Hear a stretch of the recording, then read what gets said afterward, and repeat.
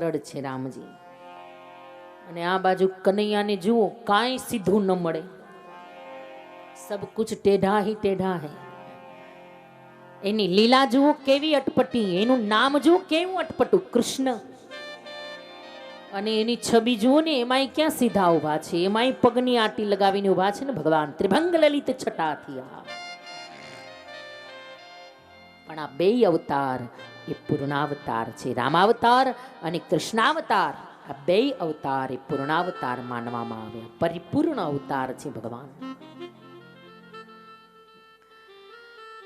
રામ એ પૂર્ણાવતાર છે અને એટલા માટે ભગવાને નવમીનો આંકડો સ્વીકાર્યો, કારણ કે નવનો આંકડો છે ને પૂર્ણાંક છે, એને પૂર્ણાંક માનવામાં આવ્યો. અને રામ પણ પૂર્ણાવતાર છે અને નવનો આંકડો પણ પૂર્ણાંક છે. એટલા માટે રામજીએ નવમીનો આંકડો સ્વીકાર્યો, નવમીની તિથિ સ્વીકારી. નવ પછી કોઈ આંકડો જ ક્યાં આવે છે? વળી પાછો એકડો ને બાજુમાં શૂન્ય લગાવો એટલે 10 થાય. 9 એ છેલ્લો પૂર્ણાંક છે. અને કોઈ સાહિત્યકારે બહુ સરસ વાત કરી કે 9નો ગુણાકાર કરી અને જે જવાબ આવે એનો સરવાળો કરો એટલે છેલ્લે 9 જ આવશે. જો એનો જવાબ ક્યાં આડો અવડો આવે જ નહીં, છેલ્લે 9 જ આવે. 9 એકુ 9, 9 દુ 18. હવે એનો સરવાળો કરો 18 નો. 8 ને 1 9, 9 તેરી 27, 7 ને 2 9, 9 ચોક યાદ છે ને પાડા, 9 ચોક 36, 6 ને 3 9, 9 50 45, 5 ને 4 9, 9 છક મને ભૂલાઈ ગયું છે, 9 6 54, 5 ને 4 9, 99 81, 8 ને 1 9. જો કોઈ પણ રીતે એનો ગુણાકાર કરીને એનો છેલ્લે સરવાળો કરો એટલે જવાબ 9 જ આવશે, કારણ કે 9 એ પૂર્ણાંક છે. એટલા માટે ભગવાન રામજીએ નવમીની તિથિ સ્વીકારી અને કનૈયાએ 8મ સ્વીકારી, કારણ કે કનૈયાની લીલા અટપટી ને 8નો આંકડો અટપટો, એ ક્યાંય ભેગો થાય જ નહીં, એમાં એક એક ઘટતો જાય.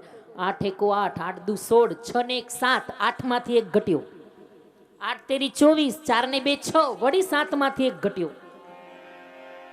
એક એક આંકડો ઘટતો જાય, અટપટો આંકડો છે. એટલા માટે કનૈયાએ 8મ સ્વીકારી અને રામજી પૂર્ણાંક, બહુ સરળ આંકડો છે 9નો, એટલા માટે નવમી સ્વીકારી છે. કોઈ સંતે બહુ સરસ વાત કરી કે જ્યારે રામજી પ્રગટ થવાના હતા ને ત્યારે તિથિઓ લાઈનમાં ઊભી રહી ગઈ, કારણ કે બધીની ઈચ્છા છે રામ અમારા દિવસે આવે, રામ અમારા દિવસે આવે. તિથિઓની લાઈન લાગી ગઈ. એમાં પહેલી વહેલી તો એકમ, પહેલી જ તિથિ છે એકમ. એકમ આવી, ભગવાનને કહ્યું પ્રભુ સૌથી મહાન સૌથી મોટી હું છું, એટલે મારા દિવસે આવો. સૌથી મહાન છું, પહેલો જ નંબર મારો છે, પહેલી વહેલી એકમ, મારા દિવસે આવવા જેવું છે. સૌથી મોટી સૌથી મહાન. ભગવાને હાથ જોડ્યા, કહ્યું દેવી વાત સાચી, પણ થોડો વિચારવાનો ટાઈમ તો આપો, વિચારીને પછી જવાબ આપીશ. સીધો કોઈને જવાબ ન અપાય, પેલા વિચારવાનો સમય માંગવો પડે, વિચારીને પછી જવાબ આપીશ. એકમ ગઈ, બીજ આવી. બીજે કહ્યું મહારાજ મારો દિવસ તો વળી બહુ સારો, ભાઈ બીજ કેવો સારો દિવસ, કેવી સારી તિથિ, મારા દિવસે આવો. ભગવાને કહ્યું ભલે દેવી, પછી વિચારીને જવાબ આપીશ. બીજ ગઈ, ત્રીજ આવી. ત્રીજે કહ્યું આ હા હા મહારાજ મારો દિવસ તો વળી બહુ સારો, વણ જોયું મુહૂર્ત અખા ત્રીજ, મારા દિવસે આવવા જેવું છે. ભગવાને કહ્યું ભલે, પછી વિચારીને જવાબ આપું. ત્રીજ ગઈ, ચોથ આવી. ચોથે કહ્યું આ હા હા મારા દિવસે આવશો ને તો ગરમા ગરમ ચૂરમાના લાડુ ખાવા મળશે, કારણ કે ગણેશ ચતુર્થી, મારા દિવસે આવો. ભગવાને કહ્યું ભલે દેવી, પછી જવાબ આપું. ચતુર્થી ગઈ, પંચમી આવી. પંચમીએ કહ્યું મહારાજ મારો દિવસ તો વળી બહુ રડિયામણો, ઋષિ પંચમી, નાગ પંચમી, વસંત પંચમી, કેવો સારો દિવસ મારો, મારા દિવસે આવું. ભગવાને કહ્યું ભલે, પછી જવાબ આપું. પાંચમ ગઈ, છઠ આવી. છઠ તો આહા એવી અભિમાની થતી આવી. કહ્યું મહારાજ મારા દિવસે આવો તો હારું હારું ખાવાનું મળશે, શક્કરપારા, ફરસી પૂરી, કારણ કે રાંધણ છઠ છે, મારા દિવસે આવો. ભગવાને કહ્યું ભલે પછી જવાબ આપું. સાતમ આવી, કહ્યું મહારાજ તો માતાજીનો દિવસ શીતળા સાતમ, મારા દિવસે આવો. ભગવાને કહ્યું ભલે પછી જવાબ આપું. આઠમ આવી, આઠમે કહ્યું પ્રભુ હે રામજી મારા દિવસે આવો, મારો દિવસ બહુ પવિત્ર છે અને અમસ તો એ મારો દિવસ અત્યારથી જ કનૈયાએ બુકિંગ કરી લીધો છે. કનૈયો આવે તો તમે આવો. રામજીએ કહ્યું વાત સાચી, પણ એ રહ્યો લીલા પુરુષોત્તમ ને હું રહ્યો મર્યાદા પુરુષોત્તમ. પછી વિચારીને જવાબ આપીશ. આઠમ ગઈ અને સૌની છેલ્લી નવમી આવી છે.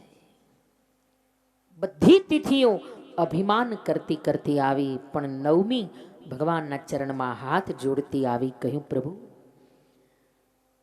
દરેક તિથિઓનો બધાએ સ્વીકાર કર્યો. કોઈ ને કોઈ મહાપુરુષોએ, કોઈ ને કોઈ દેવતાઓએ આ બધી તિથિઓનો સ્વીકાર કર્યો, પણ હે પ્રભુ હજી સુધી મારો સ્વીકાર કોઈએ નથી કર્યો. હું અનાથ છું, પણ મેં સાંભળ્યું છે કે તમે અનાથોના નાથ છો. હું પતિત છું, પણ મેને સુના હૈ કે આપ પતિત પાવન છો. હું શરણાગત છું, પણ મેં સાંભળ્યું છે કે તમે શરણાગત વત્સલ છો. મારો બધાએ ત્યાગ કર્યો છે. હું ત્યક્તા તિથિ છું, કોઈએ મારો સ્વીકાર નથી કર્યો, પણ મેં સાંભળ્યું છે કે જેનો કોઈ સ્વીકાર ન કરીને એનો સ્વીકાર દુનિયાનો નાથ અયોધ્યાનો રાજા રામચંદ્ર કરે છે. મહારાજ તમે મારો સ્વીકાર કરો. જો તમને સારું લાગે, મારો આગ્રહ નથી, હઠાગ્રહ નથી, પણ જો તમને સારું લાગે તો મારા દિવસે આવો. અને ભગવાને કહ્યું હે દેવી જા, તારી આ સરળતા મને બહુ ગમી ગઈ. બાકી બધી જ તિથિઓ અભિમાન લઈને આવી, પણ તું સરળતા લઈને આવીને અને મને અભિમાન નથી ગમતું, મને તો હૃદયની સરળતા બહુ ગમે છે. જા તારા દિવસે હું આવીશ. નવમી સરળ બનીને ગઈ અને એટલા માટે ભગવાન નવમીના દિવસે આવ્યા. યાદ રાખજો, ભગવાનના મંદિરે જાઓ, ભગવાનના શરણમાં જાઓ તો અભિમાની બનીને ન જશો ભાઈ. ગમે એવો પદ હોય, ગમે એવી પ્રતિષ્ઠા હોય, ગમે એવી નામના હોય, પણ ભગવાન પાસે તો જેવા છો એવા સરળ સીધા સાદા થઈને જજો. જીવ તું રાખ થઈ રહેજે અને મંદિરમાં હાજરી દેજે. જરા રાખ થઈને રહેવું, કારણ કે ભગવાનને બહુ અભિમાન નથી ગમતું. જે અભિમાનના આડંબર લઈને જાય ને, ભગવાન ક્યારેય એની સામે જોતા નથી. ભક્તિના માર્ગમાં તો જે સરળ થઈને ચાલે. એટલા માટે ગંગા સતીએ ગાયું ને કે ભક્તિ કરવી તો એને એ રાખ થઈને રેવું પાનબા ને મેલવું અંતરનું અભિમાનજી.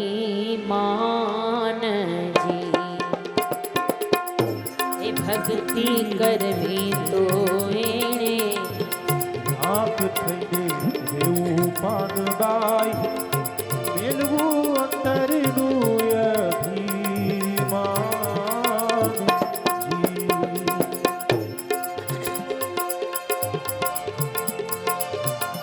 ભક્તિ કરવી તો એને બહુ અભિમાન ન કરવું, એને રાખ સરળ થઈને રહેવું.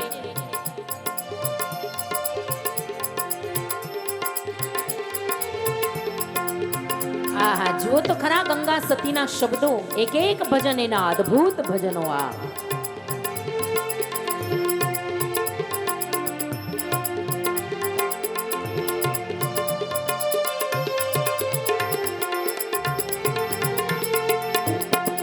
ભક્તિ કરવી તો એને એ રાખ થઈને રેવું પાનબા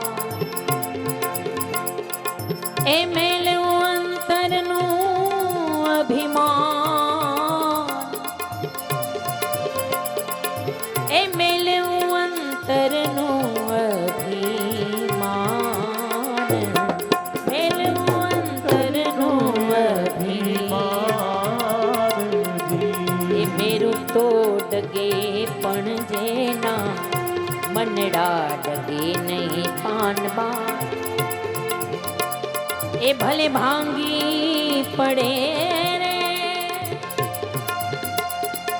એ ભાંગી પડે રે બ્રહ્માંડ મેરું તોડ દે પણ જીના બને ઘાટ ગે નહીં પાનબાઈ ભાગીએ પડે રે બ્રહ્માંડ વિપત પડે તોય વણસે નહીં ને રે વિપત પડે તો વળશે નહીં રે વે વિપત પડે તોય વણસે નહીં પાનબાઈ વિપત પડે તો વળશે નહીં પાનબાઈ એ સોઈ મારા હરિજન ના એંધાણ એ સોઈ મારા હરિજન ના એ સોઈ મારા હરિજન ના એંધાણ એ સોઈ મારા હરિજન રાય ધાણજી એ વીજળીને ચમકારે એ મોતીડા પરોવવા પાનબા એ અચાનક અંધારા થાશે એ અચાનક અંધારા એ અચાનક અંધારા થાશે અચાનક અંધારા એ ભક્તિ કરવી તો એણે એ રાખ થઈને રેવું પાનમાં એ મેલવું રે એ મેલવું અંતરનું અભિમાન એ મેલવું અંતરનું અભિમાન એ મેલવું અંતરનું અભિમાન એ મેલવું અંતરનું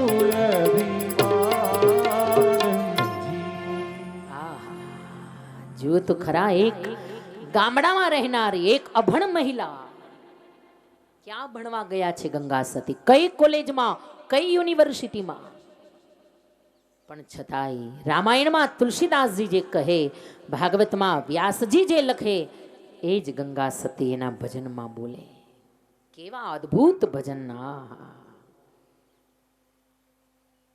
ભક્તિ કરવી તો એણે રાખ થઈને રેવું પાનબાઈ અને મેલવું અંતરનું અભિમાન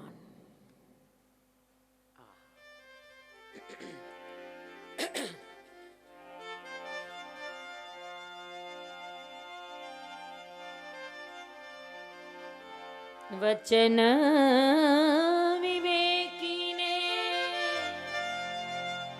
એ જે નરને એ નારી પાનબા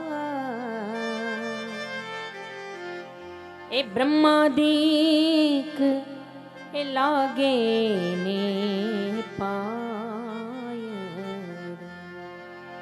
એ બ્રહ્માદિક એ લાગે ને પાય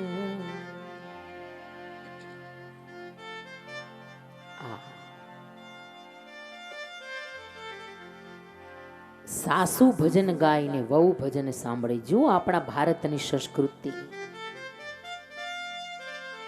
ભાગવતની અંદર દીકરો કથા કરીને બાપ કથા સાંભળે સુખદેવજી જ્યારે કથા કરતા હતા ને ત્યારે સામે હજારો શ્રોતાઓમાં પરીક્ષિત બેઠા છે અને સામે સુખદેવજીના પિતા વ્યાસજી પણ બેઠા છે કે જે ભાગવતના રચયિતા છે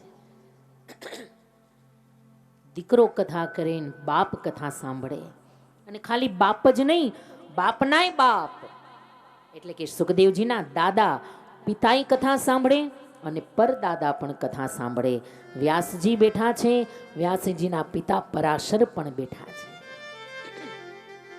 અને પરાશરના પિતા વશિષ્ઠ પણ બેઠા છે જો આ ત્રણ પેઢીઓ કથા સાંભળે અને સુખદેવજી મહારાજ ભાગવતની કથા ગાય આ આપણા દેશની સંસ્કૃતિ છે દેવી ભાગવતની અંદર દીકરી કથા કરે ને બાપ કથા સાંભળે. બહુ સુંદર દેવી ભાગવતની બહુ અદ્ભુત કથા કે દેવી ભાગવતમાં કેવલ અને કેવલમાં જગદંબા આદ્ય શક્તિનો મહિમા બતાવ્યો, જગદંબાનો મહિમા. અને જેની અંદર માં ભવાની પાર્વતી જ્યારે પ્રગટ થયા ને ત્યારે 8 વર્ષની ઉમિયા, 8 વર્ષની જગદંબા પાર્વતી કથા ગાય અને હિમાલય જેવો બાપ દીકરીના ચરણમાં બેસી, ધૂળમાં બેસીને હિમાલય જેવો બાપ કથા સાંભળે. 8 વર્ષની દીકરી કથા કહે અને બાપ કથા સાંભળે. જુઓ આપણા દેશની સંસ્કૃતિ છે આ.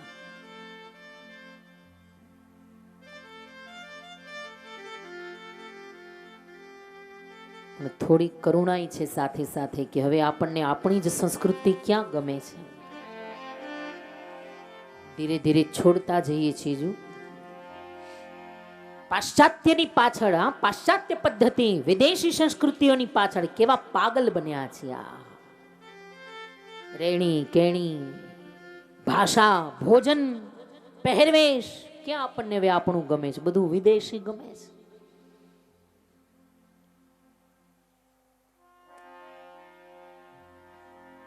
આવડે કે ન આવડે પણ વચ્ચે ઇંગ્લિશ તો જરૂર ઠપકારીએ. ખરેખર આપણી માતૃભાષા ગુજરાતી, આપણી રાષ્ટ્રભાષા હિન્દી, ભલે ઇંગ્લિશ આવડવું જોઈએ પણ આપણી માતૃભાષા આપણા બાળકો ભૂલી ન જાય એની સાવધાની રાખજો. આજે ઇંગ્લિશ મીડિયમમાં ભણે છે ને બાળકો, પછી એને ગુજરાતી આવડતું જ નથી. એની સામે આપણે ઇંગ્લિશ બોલવું પડે ને આપણે તો ઇંગ્લિશના હાંધા હોય પાછા. બાળક મીડિયમ ઇંગ્લિશમાં ભણે ને આપણે ગુજરાતી માન પૂરું આવડતું હોય. સારી વાત છે, ભલે ખૂબ ઇંગ્લિશ ભણાવો પણ એ ગુજરાતી ભૂલી ન જાય. આપણી માતૃભાષા છે હિન્દી ભૂલી ન જાય, કારણ કે આપણી રાષ્ટ્રભાષા છે. અને ઇંગ્લિશ એ તો વિદેશી ભાષા છે, એ આપણી નથી. ભલે આવડવું જરૂરી છે, જમાનો છે એટલે આવડવું જોઈએ, પણ આપણી ભૂલી ન જાય.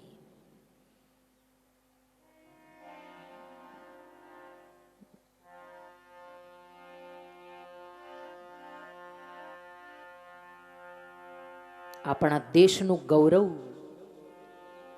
આપણા ભારત વર્ષનું ગૌરવ આપણા બાળકોને શીખડાવજો. આપણા હૃદયમાં આપણા દેશનું ગૌરવ હોવું જોઈએ. જે દેશમાં આપણો જન્મ થયો, જે માટીમાં આપણે રમીને મોટા થયા, એ માટીનું ઋણ છે આપણા માથા ઉપર.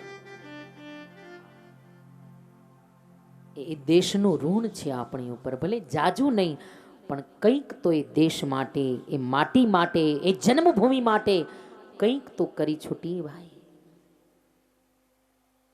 કોઈ સંતે કહ્યું ને કે જીવનમાં 5 જ, આ 5 જ નું ગૌરવ કાયમ રાખજો.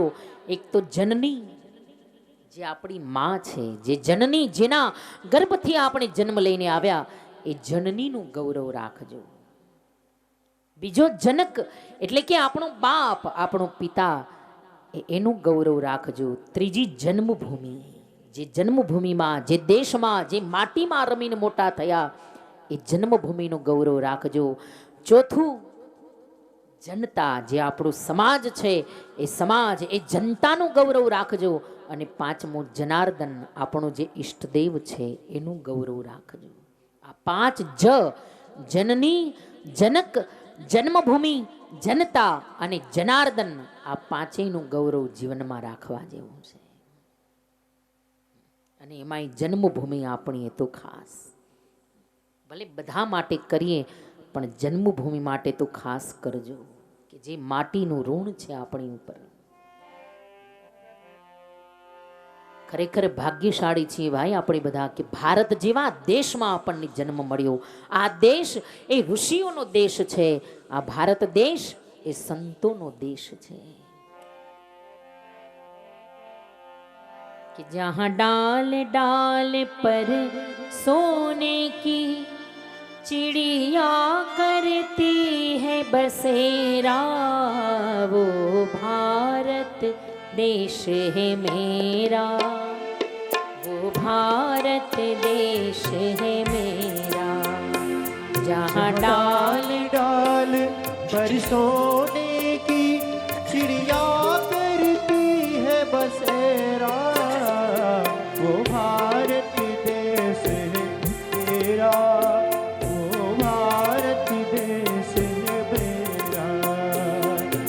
सत्य अहिंसा और धर्म का लगता है पग पग डेरा, वो भारत देश है मेरा, भारत देश है मेरा, जहाँ सत्य अहिंसा और धर्म का लगता है पग पग डेरा, वो भारत देश है मेरा, वो भारत देश है मेरा।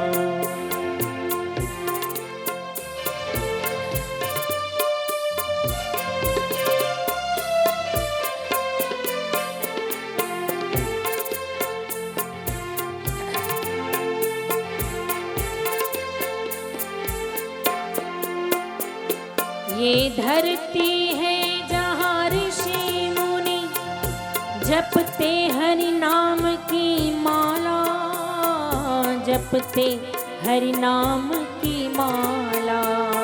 ये धरती है जहाँ ऋषि मुनि जपते हरि नाम की माला, जपते हरि नाम की माला।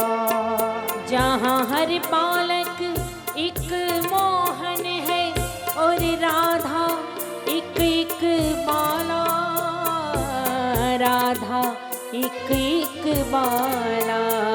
जहाँ सूरज सबसे पहले आकर डाले अपना पेरा, वो भारत देश है मेरा, वो भारत देश है मेरा।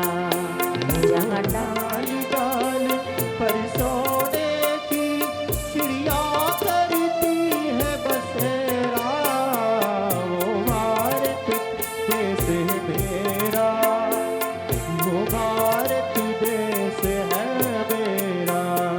जहाँ सत्य अहिंसा और धर्म का लगता पग पग डेरा, वो भारत देश है मेरा, वो भारत देश है मेरा।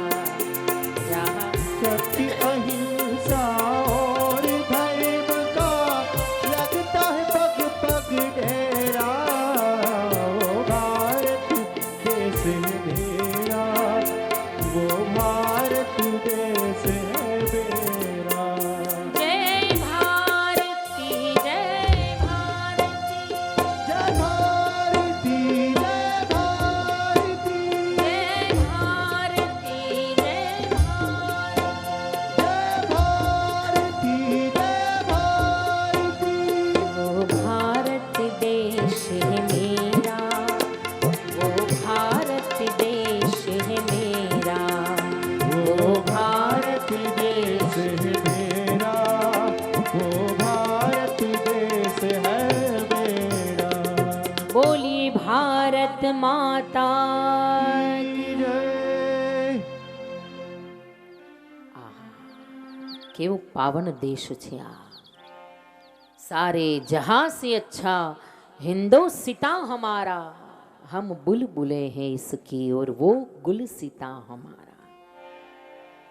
आ देशनी रक्षा करजो, आ संस्कृतिनी रक्षा करजो भाई।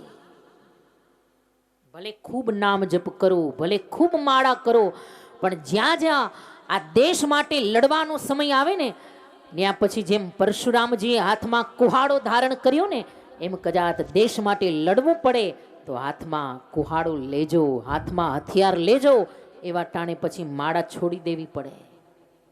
જ્યાં દેશ ઉપર, જ્યાં આપણી બેન દીકરીઓ ઉપર, જ્યાં આપણી સંસ્કૃતિ ઉપર વાર થતો હોય, દેશ માટે હૃદયમાં દાજ હોવી જોઈએ। હા, કેવી કરુણા છે આપણા દેશની, દયા આવે। આ બિચારા લાગે આપણા હિન્દુઓ, રામને જુદા માને, કૃષ્ણને જુદા માને, શિવને જુદા માને। રામને માનતા હોય તો શિવના મંદિરમાં ન જાય, શિવને માનતા હોય તો કૃષ્ણના મંદિરમાં ન જાય, રામને ને કૃષ્ણને જુદા માને। પણ જુઓ એની ઉપર દયા આવે કે એ પાછા રામને ને રહીમને એક માને છે। રામ અને રહીમ એક છે, તો રામ અને કૃષ્ણ જુદા?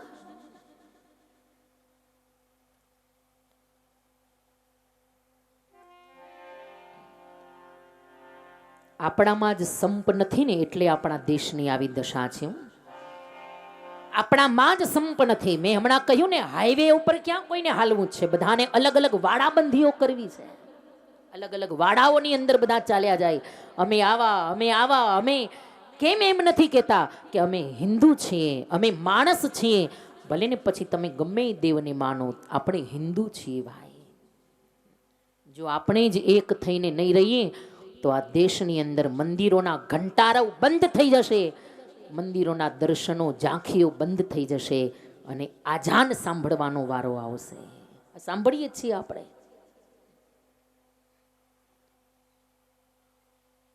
મારો કોઈ વિરોધ નથી કોઈ ધર્મ માટે. બધા ધર્મ પોતપોતાની રીતે બરાબર છે, પણ છતાંય પેલા એ માનજો કે હું હિન્દુ છું. મારો ધર્મ સાચો માનવતાનો છે. હું હિન્દુ ધર્મનો છું. પછી રામને ને કૃષ્ણને ને શિવને ને માતાજીને બધાને શું કામ જુદા કરો છો ભાઈ? શા માટે જુદા જુદા વાડાબંધીઓમાં બંધાવો છો? જે હાઈવે છે એને પકડી રાખો. જે ખરેખર સનાતન છે એને પકડીને ચાલો.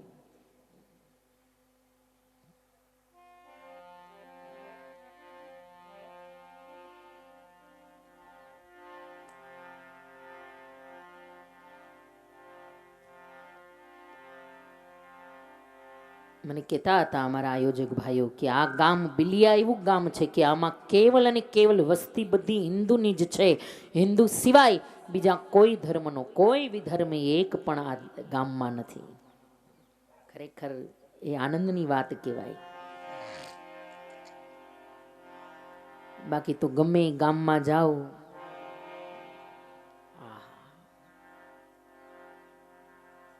કોઈનો વિરોધ નથી, પણ હા છતાંય આપણા હિન્દુ સંસ્કૃતિને ભૂલવી ન જોઈએ. આપણા રામાયણ, ભાગવત, ભગવદ્ ગીતા કે જે આપણો પાયો છે એને જ આપણે ભૂલી જઈએ છીએ. એને ભૂલશું નહીં ભાઈ.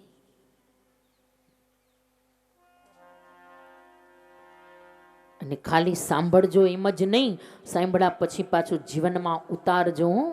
ખાલી 3 કલાક અહીંયા બેહીન કપડાં ખંખેરીને વયા ન જાતા. આવડું વિશાળ આયોજન છે શેના માટે? ખાલી બેસવા માટે નહીં, ખાલી આવવા માટે નહીં, કંઈક જીવનમાં ઉતારવા માટે. કંઈક અહીંયાથી નિયમ લઈને જાજો કે આજથી હું રોજ બિલેશ્વર મહાદેવને એકવાર જલ લોટો ચડાવવા જઈશ. રોજ આજથી મારો નિયમ કે એકવાર રામ દર્શન કરવા જઈશ. એકાદુક સારો નિયમ લઈને જાજો તો કંઈક અમારું આટલી કલાક બોલવું સફળ હું. બાકી તો આ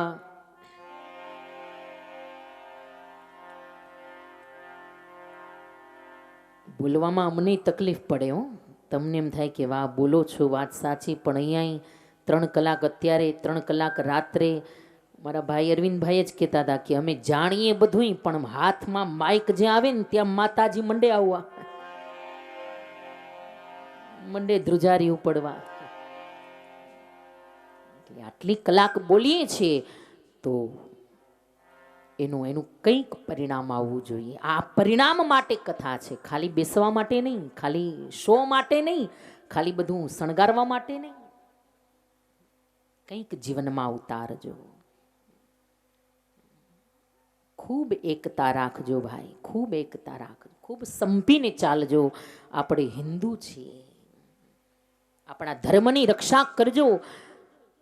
આગળ કથા આવશે કે સીતાજીની રક્ષા માટે આ દેશનો એક પક્ષી, અને એ પણ જટાયુ, એક ગીધ કે જે માંસાહારી પક્ષી છે, પ્રાણ છોડી દીધા. શા માટે? આ દેશની એક મહિલાની રક્ષા કરવા માટે, એક સ્ત્રીની આબરૂની રક્ષા કરવા માટે. આ દેશનો એક પક્ષી જો મરવા માટે તૈયાર હોય તો શું આપણી ફરજમાં કાંઈ નથી આવતું?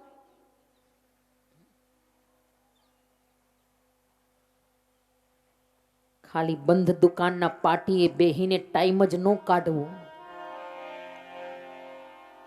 ઘણાને આવી રીતે ટાઈમ કાઢવો બહુ ગમે. બારે બંધ દુકાનના પાટીએ બેહે પણ અંદર ન આવે મારા વાલીડા. ઘરમાંથી ઘણે ધક્કા મારે કે જાઓ આડા નળોમાં, કંઈક મંદિરે જઈને બેહો, કથામાં જાઓ, પણ એ બંધ દુકાનને પાટીએ બેહે, કાં ક્યાંક પાનના ગલ્લે ઊભા હોય, પણ ઈ મંદિરે તો નો જ જાય.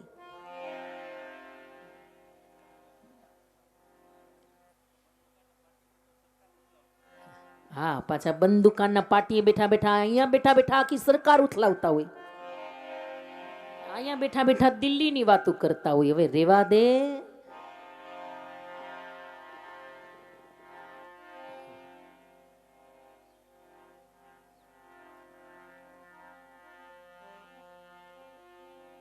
બહુ જરૂરી છે, જાગૃતિ બહુ જરૂરી છે, જાગવાની જરૂર છે ભાઈ. આપણી જાગૃતિ વહી ગઈ છે ને, એટલે જ આ દેશની આવી દશા છે. કેવી દશા છે આ!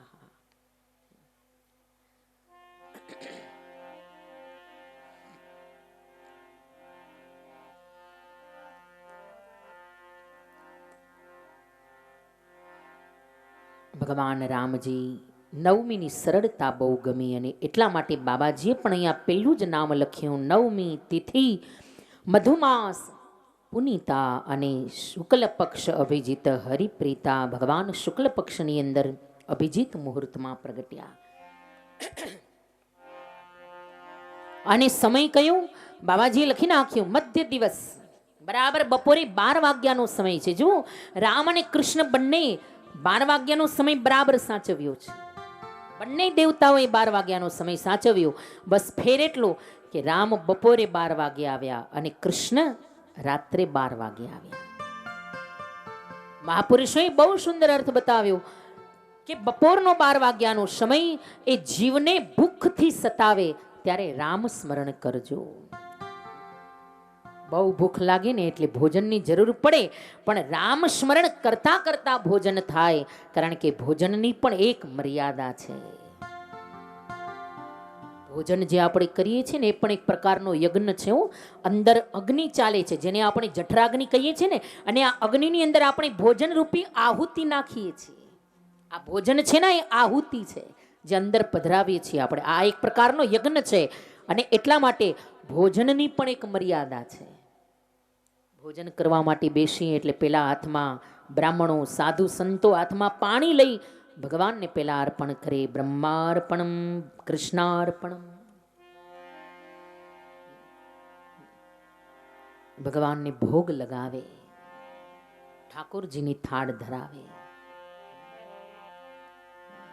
ધરાવો છો ને? રસોઈ બની જાય એટલે શું કરો છો? કે સીધું આક્રમણ?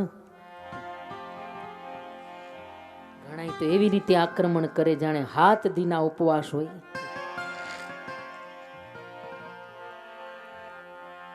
ઘણા પાછા એમ એવા બાના કરીને ભગવાનને થાળ નો ધરાવે કે રે થાળ લઈ જાય ભગવાન પાસે, પણ ભગવાન ક્યાં ભોજન કરે છે? એના કરતા તો ન લઈ જાવું સારું. પણ ભાઈ, ભગવાન ભલે ભોજન કરે કે ન કરે, પણ એની અમી દ્રષ્ટિ જો થાળમાં પડે ને તો એ ભોજન પછી ભોજન નહીં, એ પ્રભુનો પ્રસાદ બની જાય છે.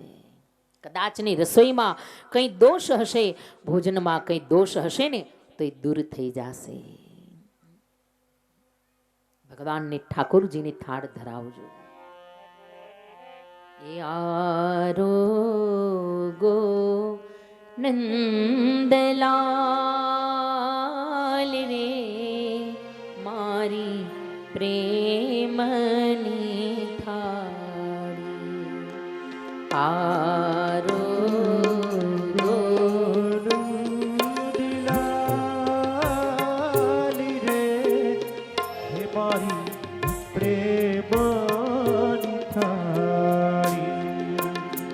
એ મેં તો રે આવડે છે ને બધાને? તો જરા સાથે ગાવું ને એટલે મને ખબર પડે કે તમને બધાને બહુ સરસ ગાતા આવડે છે. એ મેં તો રે મારે હાથે બનાવી, મેં તો રે મારે હાથે બનાવી. એ પ્રાણ જીવન તમ કાજ રે મારી પ્રેમ હે પ્રાણ જીવન તમતાજ રે હે મારી પ્રેમાની થાળી કે ભાત રે ભાત નો એ મેવા બનાવ્યા ભાત રે ભાતનો મેવા બનાવ્યા એ જમવા પધારો ને મુરાર રે એ મારી પ્રેમની થાળી જમવા પધારો ને મુરારી રે હે મારી પ્રેમાની થાળી એ મારી પ્રેમની થાળી મારી પ્રેમાની થાળી એ જમુને મારા જીવન જાવારી એ જમોને મારા જીવન જાવારી એ જમોને મારા જીવન જાવારી એ જમોને મારા જીવન જાવારી મેં તો પીરસી છે પ્રેમ તણી થાળી જમોને મારા જીવન જાવારી એ જમોને મારા જીવન જાવારી એ હું તો જાઉં વારી એ હું તો જાઉં વારી જમોને મારા જીવન જાઉં વારી ભગવાન ભોગ નથી જોતા, યાદ રાખજો. ભગવાન કેવલ અને કેવલ હૃદયનો ભાવ જુએ છે. તમે કેવા ભાવથી ભગવાનને જમાડો છો. પછી ભલે ને પકવાન નહીં હોય તો ચાલશે, પછી ભલે ને મેવા મિષ્ટાન નહીં હોય તો ચાલશે. ભગવદ્ ગીતામાં કૃષ્ણ બોલ્યા, હે અર્જુન, પત્રમ પુષ્પમ ફલમ તોયમ અને યો મે ભક્ત્યા પ્રયચ્છતિ. કોઈ મને પત્ર ધરાવે, કોઈ પુષ્પ ધરાવે, અરે ખાલી પાણી ધરાવી દે ને તોય રાજી થઈ જાઓ, પણ એનો ભાવ કેવો છે એ મહત્વનું છે.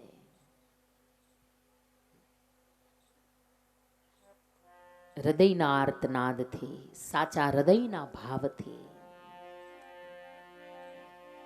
રહસ્યોના પડદા ઉઠાવી તો જો કે પ્રભુ છે કે નહીં, જરા હાક મારી તો જો.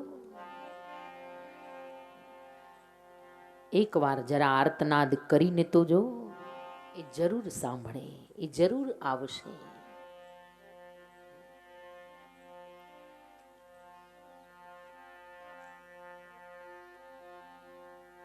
બપોરનો 12 વાગ્યાનો સમય એ ભૂખથી સતાવે, એટલા માટે રામસ્મરણ કરવું. અને મહાપુરુષોએ બહુ સુંદર અર્થ બતાવ્યો કે રાત્રિનો 12 વાગ્યાનો સમય એ મનુષ્યને કામથી સતાવે ત્યારે કૃષ્ણ સ્મરણ કરવું. કામની જરૂર છે, પણ કામમાં પણ એક મર્યાદા છે. કામ એ દેવ છે, પણ એની એક મર્યાદા છે. આ બંને સમયે બપોરે 12 વાગે રામસ્મરણ, રાત્રે 12 વાગે કૃષ્ણ સ્મરણ, અને બંને દેવતાઓએ 12 વાગ્યાનો સમય બરાબર સાચવ્યો છે. મધ્ય દિવસ અરુષિતન ધામા અને પાવન કાલ લોક વિશ્રામા, લોકોનો વિશ્રામનો સમય છે. અને એવા સમયે જગતને વિશ્રામ આપનારા એવા ભગવાન રઘુનંદન રામ બરાબર બપોરે 12 વાગ્યા અને ભગવાન મા ભગવતી કૌશલ્યાજીના મહેલમાં પ્રગટ થયા છે. અને આગળ આગળ કથાનો સુંદર દોર આપણે સાંભળીએ, પણ એ પહેલાં અહીંયા થોડી વાર આયોજકો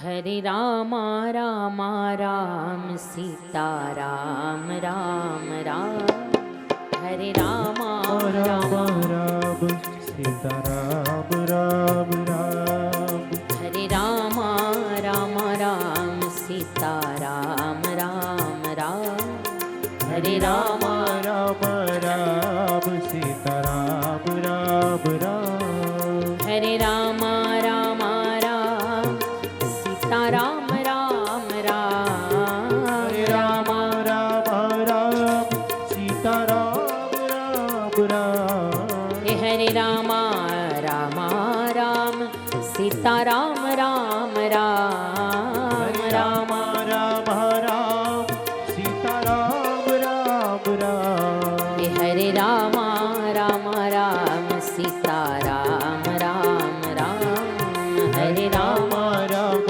राम सीता राम राम राम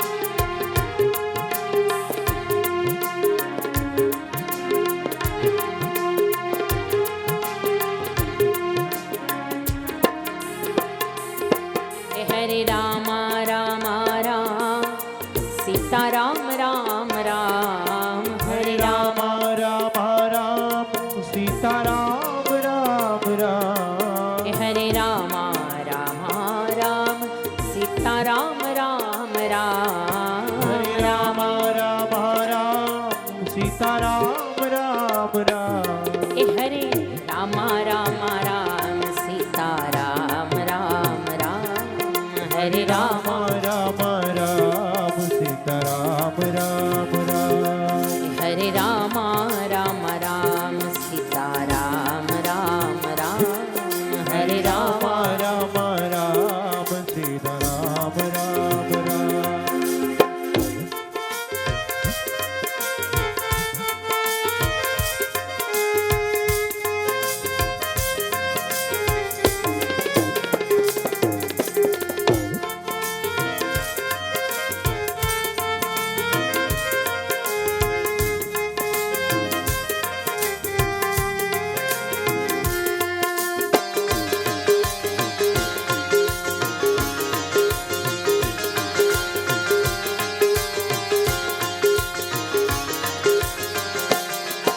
हरे राम राम राम सीता राम राम राम राम राम राम सीता राम राम राम हे हरे राम राम राम सीता राम राम राम राम राम राम सीता राम राम राम हे हरे राम राम राम सीता राम राम राम हरे राम हरे राम श्री राधे गायो हरे राम राम राम सीता राम राम राम हरे राम राम राम सीता राम राम राम हे हरे राम राम राम सीता राम राम राम हरे राम राम राम सीता राम राम राम हरे राम राम राम सीता राम राम राम हरे राम राम राम सीता राम राम राम हे हरे राम राम राम सीता राम राम राम हरे राम राम राम सीता राम राम राम हे हरे राम राम राम सीता राम राम राम हरे राम राम राम सीता राम राम राम हे हरे राम राम राम सीता राम राम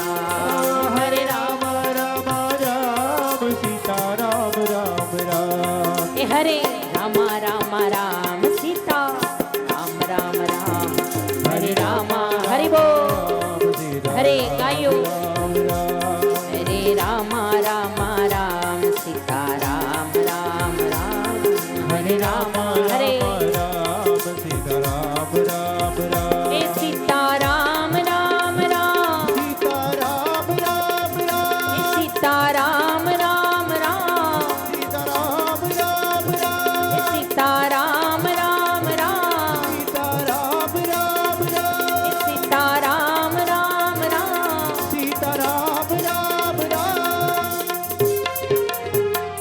બોલી શ્રી રામચંદ્ર ભગવાન ભગવાન કી જય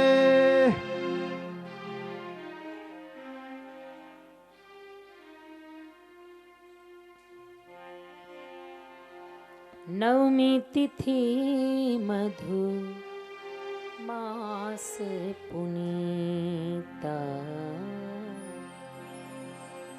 શુક્લ પક્ષ ભિજિત હરિપ્રીતા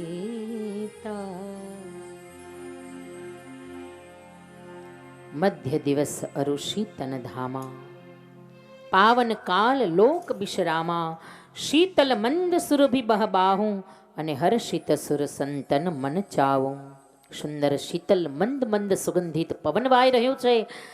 ચારે બાજુ વાતાવરણ એવું પાવન બન્યું છે. આ ભગવાન નિજ ધામ છોડી અને ધરાધામની અંદર પધાર્યા છે. લીલાધામની અંદર ભગવાન રામચંદ્રજી અવતરિત થયા. અને અહીંયા બાબાજી લખી નાખ્યું કે બરાબર કૌશલ્યાજીના મહેલમાં કૌશલ્યાજી નારાયણની આરતી ઉતારે છે અને બરાબર એ સમયે ભય પ્રગટ કૃપાલા અને દીન દયાલા પરમ કૃપાલુ પરમ દયાલુ એવા ભગવાન પ્રગટ થયા છે. જો ભગવાનનો જન્મ નથી, યાદ રાખજો. જન્મ થાય એનું મૃત્યુ પણ નિશ્ચિત છે. જેનો જન્મ એનો નાશ નિશ્ચિત છે. પણ ભગવાન તો અજન્મા છે, ભગવાન તો અવિનાશી છે. એટલે ભગવાન જન્મતા નથી, ભગવાન પ્રગટ થાય છે. એટલા માટે બાબાજીએ લખ્યું કે ભય પ્રગટ કૃપાલા. જ્યારે જ્યારે ભગવાન આવે ત્યારે જન્મ લઈને નહીં, પ્રગટ થઈને આવે. ભગવાનનું પ્રાગટ્ય થાય છે. જીવનો જન્મ થાય અને પ્રભુનું પ્રાગટ્ય થાય. જીવનો જન્મ કર્મવશ થાય અને પ્રભુનું પ્રાગટ્ય કરુણાવશ થાય. જીવનો જન્મ કોને વશ છે? કર્મને વશ. આપણો જન્મ થાય પણ કોને વશ? આપણા કર્મને વશ. જેવા આપણા કર્મ એવા ઘરે, એવા પરિવારમાં, એવા ગામમાં જન્મ મળે. એમાં આપણી ઈચ્છા નથી ચાલતી. જોજો, આપણા જન્મમાં આપણી ઈચ્છા નથી ચાલતી. જેવા આપણા કર્મ, જેવા કર્મ હોય ને એવા ઘરે જવા મળે. એમાં જો આપણી ઈચ્છા હાલતી હોય તો આપણે સીધા બંગલાવાળાને જ ન પકડીએ. ઝૂંપડીમાં તો કોઈ જાય જ નહીં ને. કોઈ સામાન્ય વ્યક્તિના ઘરે જન્મ લઈને જાય જ નહીં. જો એમાં આપણી ઈચ્છા ચાલતી હોય તો. પણ તકલીફ એ છે કે એમાં ક્યાં આપણી ઈચ્છા હાલે છે. ભગવાન જ્યાં મોકલે.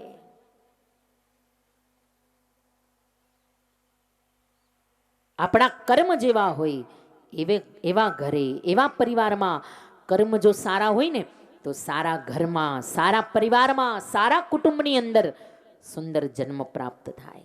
સારો પરિવાર મળવો ને એ પણ આપણા કર્મનું પરિણામ છે. સારા કર્મ હોય ને તો જ સારા પરિવારમાં જન્મ મળે, તો જ ઉચ્ચ કુળની અંદર જન્મ પ્રાપ્ત થાય, તો જ સારા પરિવારમાં, સારા કુટુંબમાં, સારા લોકોની વચ્ચે જન્મ મળે. જો આપણા પુણ્ય હોય, જો પૂર્વ જન્મનું સારું ભાથું હોય તો. કર્મવશ જીવનો જન્મ થાય પણ કરુણાવશ પ્રભુનું પ્રાગટ્ય થાય. ભગવાનનો જન્મ નથી, ભગવાનનું પ્રાગટ્ય છે. અને એ પણ કર્મને વશ નથી. ભગવાનનું પ્રાગટ્ય કર્મને વશ નથી, ભગવાનનું પ્રાગટ્ય કરુણાને વશ થાય છે. ભક્તો જ્યારે પ્રાર્થના કરે, સંતો જ્યારે પુકાર કરે કે પ્રભુ હવે પધારો, પાપ બહુ વધ્યું છે, પૃથ્વી ઉપર ભાર બહુ વધ્યો છે, અને ત્યારે ભક્તોની કરુણાને કારણે ભગવાનનું પ્રાગટ્ય થાય છે. ભગવાન કર્મ વશ નથી, ભગવાન કરુણાને વશ થાય છે. અને કરુણાને વશ થઈને આવે ને, इसलिए ભગવાન કા અવતાર હોતા હૈ. અવતાર એટલે આપણે શું શબ્દ કહીએ? અવતાર. આ અવતાર શબ્દ છે ને એ અવતરણિકા ઉપરથી આવ્યો. અવતરણિકા, જે આપણે ચડવા ઉતરવાની સીડી હોય ને એને અવતરણિકા કહેવાય, કે જેમાંથી ચડી પણ શકાય, જેમાંથી ઉતરી પણ શકાય, એને અવતરણિકા કહેવાય. પણ કેટલાક જ્ઞાનીઓ, કેટલાક પંડિતો, કેટલાક વિદ્વાનો ભગવાન સુધી જવા માટે આ અવતરણિકાનો ઉપયોગ કરે, આ સીડીનો ઉપયોગ કરે. કોઈ જ્ઞાન માર્ગથી, કોઈ વૈરાગ્ય માર્ગથી, કોઈ પંડિતાઈના માર્ગથી, કોઈ યોગના, કોઈ સાધનાના, કોઈ યજ્ઞના, આવા અદ્ભુત અઘરા માર્ગથી ભગવાન સુધી જાય. આ અવતરણિકા ચડીને ભગવાનના ચરણ સુધી જાય. પણ કેટલાક ભલા ભોળા ભક્તો એવા છે, એ ભગવાનને પ્રાર્થના કરી, પ્રભુ આ તો બધા જ્ઞાનીઓ છે, પંડિતો છે, યોગીઓ છે, એટલે બધા અવતરણિકા ચડી શકે, સીડી ચડીને તમારા સુધી આવી શકે, પણ અમે તો ભલા ભોળા ભક્તો છીએ, અમે ચડી શકીએ એમ નથી. આ સીડી ચડીને આવવું એ અમારી તાકાત બહારની વાત છે. અમે તો સામાન્ય ભલા ભોળા ભક્તો છીએ.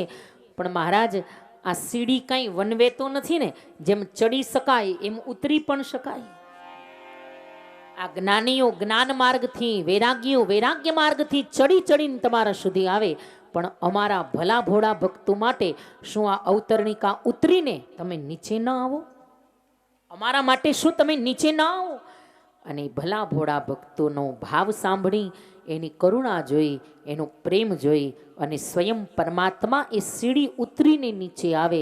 જ્ઞાનીઓ ચડીને ઉપર જાય, જ્યારે ભક્તો માટે ભગવાન એ સીડી ઉતરીને નીચે આવે છે. અને इसलिए અવતરણિકા ઉતરીને ભગવાન નીચે આવે, इसलिए ભગવાન કા અવતાર હોતા હૈ. એટલા માટે એને અવતાર કહેવાય. અવતરણિકા ભગવાન ઉતર્યા એટલે એનું નામ પડ્યું અવતાર. અને જો એ ભક્તોની ઉદારતા, જ્ઞાનીઓ જ્ઞાન માર્ગથી સીડી ચડીને ઉપર જાય, ભગવાન સુધી જાય, પણ એને એકલાને જ લાભ મળે. જ્યારે ભક્તો જતા નથી ઉપર, સ્વયં ઉપરવાળાને નીચે બોલાવે, અને ઉપરવાળો નીચે આવે એટલે ખાલી એને એકલાને જ નહીં, આખા જગતને એની લીલાનો, એના દર્શનનો, એની ઝાંખીનો લાભ મળે. જો આ ભક્તોની ઉદારતા. જ્ઞાનીઓ એકલા જાય ઉપર એટલે એને એકલાને જ લાભ મળે, પણ ભક્તો પ્રેમીઓ કેવા ઉદાર કે ઉપરવાળાને નીચે બોલાવે. અમારે ત્યાં નથી આવવું. જો અમારી ભક્તિમાં તાકાત હોય, જો અમારા નામ સ્મરણમાં શક્તિ હોય, તો અમે ત્યાં નહીં આવીએ, તું અમારા માટે નીચે આવ. જો દર્શન આપવા હોય તો તું નીચે આવ. અને ભગવાન જ્યારે નીચે આવે ને, ત્યારે આખા જગતને એની લીલાનો, એના દર્શનનો લાભ મળે.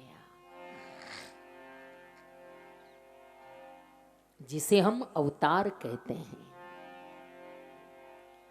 ભય પ્રગટ કૃપાલા, ભગવાનનું પ્રાગટ્ય થયું. પણ અહીંયા બાબાજી લખી નાખ્યું કે ભય પ્રગટ કૃપાલા, દીન દયાલા અને કૌશલ્યા હિતકારી. પહેલું જ નામ બાબાજી લખી નાખ્યું કે ભગવાન કોના માટે આવ્યા? બીજા કોઈ માટે નહીં, ભગવાન માં ભગવતી કૌશલ્યા માટે આવ્યા છે. કોના માટે? માં ભગવતી કૌશલ્યા માટે. એટલે બાબાજી લખી નાખ્યું કે કૌશલ્યા હિતકારી. કૌશલ્યાનું હિત કરવા, કૌશલ્યાજીની મનકામના પૂર્ણ કરવા, કૌશલ્યાજીની ગોદમાં રમવા માટે એ કૌશલ્યાને માં બનાવીને ભગવાન કૌશલ્યાનંદન બનીને પધાર્યા છે. જ્યારે જ્યારે ભગવાન અવતાર લઈને આવ્યા ને, ત્યારે સ્વયં ભગવાન પણ માની મમતા છોડી નથી શક્યા. જો અહીંયા પણ બાબાજી લખી નાખ્યું કે કૌશલ્યા હિતકારી. અને આખા જીવન દરમિયાન ભગવાનની મા પ્રત્યે અતિ સ્નેહ રહ્યો, અતિ સ્નેહ. કારણ કે મા છે ને, મા છે. પછી સામાન્ય મા હોય તોય ભલે, એ બ્રહ્મની મા હોય તોય ભલે, અને સ્વયં જગત જનની જગદંબા હોય તોય ભલે, પણ મા શબ્દ જ્યાં આવે ત્યાં જો સ્વયં ભગવાન પણ માના પ્રેમને, માની મમતાને છોડી નથી શક્યા. અને એટલે કવિએ લખ્યું ને કે જનની કેરું જોર રહેતું રાઘવને સદા. અને એટલે માને ન કરી મોર, પણ કર્યો પિતાને કાગડા. પિતા કદાચ જશે તો ચાલશે, પિતાનો વિયોગ સહન થશે, પણ મા વિના નહીં ચાલે. કારણ કે માં એ તો આહા સાક્ષાત મમતાની મૂર્તિ છે. અને જો જોતા આવડે ને તો માં એ જ સાક્ષાત પરમાત્માનું સ્વરૂપ છે. જો જોતા આવડે તો માની છબીમાં જ સાક્ષાત પરમાત્માના દર્શન થાય.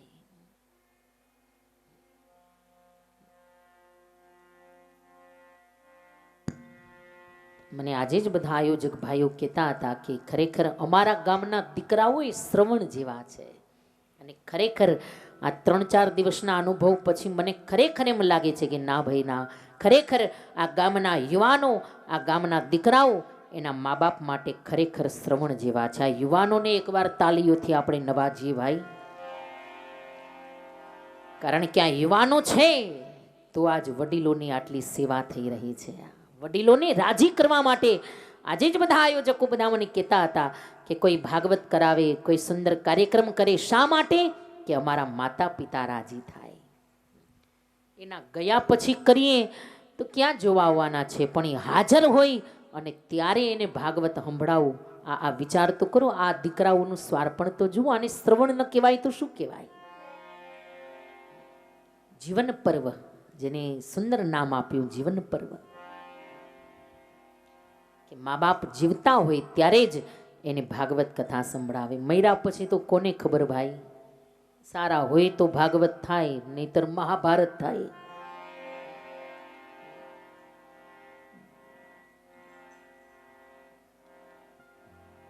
સેવા કરજો ભાઈ મા બાપની.